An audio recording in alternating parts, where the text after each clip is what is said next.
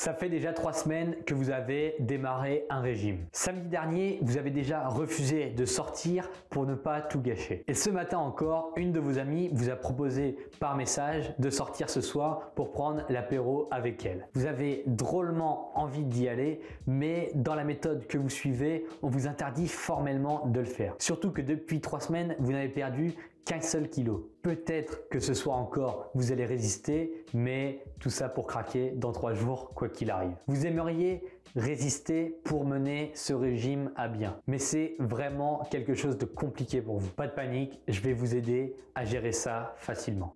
Tout d'abord, il est important de comprendre que le problème ne vient pas de vous. Pour une raison assez simple, c'est que peu importe le régime que vous suivez, il est impossible à tenir. Si après seulement 3 semaines, vous êtes à un niveau de frustration si intense que vous avez envie de craquer quasiment tous les jours, c'est que le régime n'est pas bon du tout. En effet, le régime s'est imposé comme étant la seule façon de perdre du poids, notamment grâce à une présence massive à la télévision, sur Internet, dans les publicités, etc. Elle est présentée comme étant la seule solution, mais je vous garantis que c'est aussi la pire. La vérité, c'est que vous pourriez aller prendre l'apéro sans aucun problème. Mais pour ça, il faut sortir du mode de pensée selon lequel les régimes sont la seule solution. À partir du moment où il y a une frustration et des restrictions très grandes, la méthode que vous suivez n'est pas la bonne. Il est tout à fait possible de perdre du poids sans forcément avoir à se frustrer, à se restreindre et à manger des aliments qui ne nous plaisent pas. C'est notamment le credo de ma méthode de rééquilibrage alimentaire, qui se base au contre-pied exact du régime. Avec les années et les témoignages,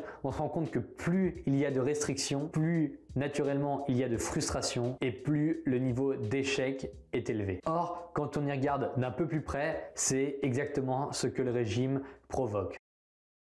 On s'engage souvent sur une durée relativement limitée, durant laquelle, avant même de s'engager, on sait qu'il y aura une certaine forme de souffrance due au fait qu'on ne choisit pas réellement les repas qu'on veut manger. On se sent constamment bridé et en plus, on peut même pas sortir avec ses amis. Ça nous mène bien entendu à une frustration et cela plus ou moins rapidement, puis à un échec et même dans le cas où vous arriveriez à finir le régime, vous reprendriez le poids quasiment instantanément.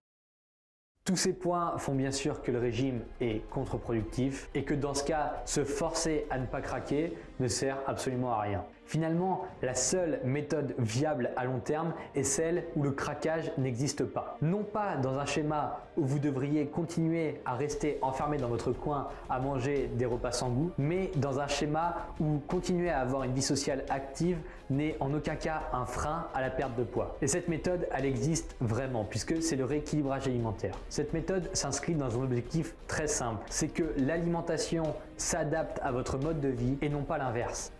Pour en savoir plus à ce sujet, j'ai créé un guide complet 100% gratuit. Il vous suffit de cliquer sur le premier lien dans la description pour y avoir accès et commencer dès maintenant à mettre en place votre propre rééquilibrage alimentaire personnalisé.